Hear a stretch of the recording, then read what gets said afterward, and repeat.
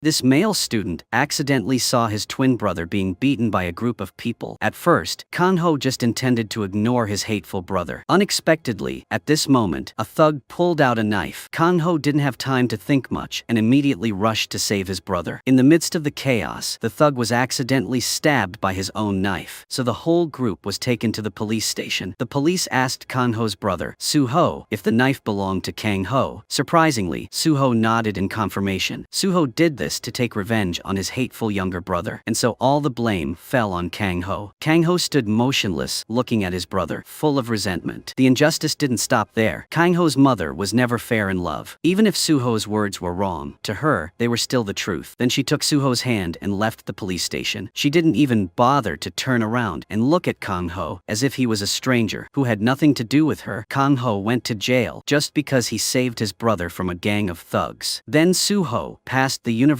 entrance exam with the highest score in the country. Soo-ho's achievements were so outstanding that people thought he came from a very special family. Kang-ho went to jail and began a life full of hardship and despair. The twin brothers lived under the same roof, but from that moment on, their fates began to become completely opposite. The older brother became a famous and wealthy judge. The younger brother had nothing but fighting experience after his time in prison. Yet Soo-ho, who was once saved by Kang-ho's recklessness, never once visited him. Kang-ho faced his mother, who had coldly abandoned him, and in his heart there was only great hatred. When she gave him a bag of tofu, he snatched it without saying a word and left, leaving her standing there crying silently. But Kang-ho still turned his back to look at his mother once before leaving. A few days later, Kang-ho continued to fight continuously. He went to jail so often that the prison guards were very familiar with him. But what made Kang-ho even colder was his mother's attitude. She became more and more distant and indifferent to him. One time, she asked him if he would stop all this if she died. She asked him if he had to wait for her to die before he would stop causing trouble. But what Kang-ho was waiting for was not his mother's departure, but a simple apology from the person who gave birth to him and then abandoned him. But he could not hear that apology even once. On the bus back to his hometown that day, Kang-ho's mother sat in the front and quietly looked at her son who had fallen asleep in the back seat, exhausted. She came forward and gently helped him sit up straight. There was only maternal love in her eyes at that time. But when they were walking back to the village, she suddenly stopped. Kang-ho didn't understand, so he asked why his mother didn't continue. His mother's answer made him feel even more pain. It turned out that she was afraid that if she went home with Kang-ho, she would be gossiped about by the villagers. So Kang-ho had to stand on the hill with his mother and wait until evening before they returned to the village. Actually, Kang-ho's mother was afraid of being embarrassed in front of the villagers. Not that her son would be gossiped about. Kang-ho was hurt and wanted to turn around and leave, but after taking a few steps, he was worried that his mother would be in danger here alone. So he took out his phone and showed his mother how to turn on the flashlight. That way, when it got dark, she would have something to light the way. As soon as Kang-ho got home, he was stopped right in front of the door by his old accomplice and demanded compensation. This person blamed Kang-ho for everything. Kang-ho didn't argue or admit his guilt. Instead, Kang-ho fought back as a way of answering. He thought everything was over. But that night, this person came to Kang-ho's mother's house. She was going to call the police, but he had already called. He even prepared a medical certificate and a police report. Before Kang-ho could open his mouth to explain the reason, his mother scolded him. She asked him why he kept causing trouble, but the sad thing was that she didn't give him a chance to explain. He was so angry that his face turned red. Then he rushed into a fight with the other guy. Kang-ho even hit his head and knocked him unconscious. At this time, the police kept knocking on the door. Kang-ho stood up and wanted to escape from this place as soon as possible. But before Kang-ho could even get out of the door, he was pulled back by his mother. She was shocked, thinking that Kang-ho was going to find Soo-ho to cause more trouble. She didn't hesitate to say that having a younger brother like him made Soo-ho very embarrassed. Only then did Kang-ho remember that he had an older brother who was a judge. Kang-ho angrily told his mother that if she said so, he would go to Soo-ho and kneel down to ask for help. Hearing this, his mother could not help but shout loudly. She told Kang-ho not to go there and bother Soo-ho because he was very busy. Kang-ho could not hold back anymore and argued that she had said that if his father died, his eldest brother would be like his father. So for a loser like him, his brother's help was necessary. Soo-ho was living a rich and famous life, but he calmly accepted money from powerful people to sentence innocent people to death. In his eyes, there were only two words: great benefits. As for the so-called conscience or humanity, they gradually became meaningless to him. Even the mother who devoted her whole heart to raising him was not important to him. Even though she brought him delicious dishes she cooked herself every day, she was always treated coldly. Every time, Suho just annoyedly said that she should not come anymore because he was too busy. He had no time or interest in receiving things from his mother. He did not want anyone to see him standing with his mother. He even loved that his mother kept the things at the security guard's place. As for the things that she made for him, to him, they were just leftovers. When he got home, he saw the refrigerator full of things his mother brought, but he did not show any emotion or gratitude. He just sorted them and chose what to throw away. The maternal love that Kanho wanted his mother to share with him every day was not as important to Suho as his money. When Suho was about to take his mother's food to throw away, he was kidnapped by the family of the victim in the previous case. Kanho wanted to escape the police's pursuit, so he tried to find Suho's house. Kanho knocked on the door for a long time, but it was still quiet inside. What Kanho did not know was that Suho had been kidnapped at that time.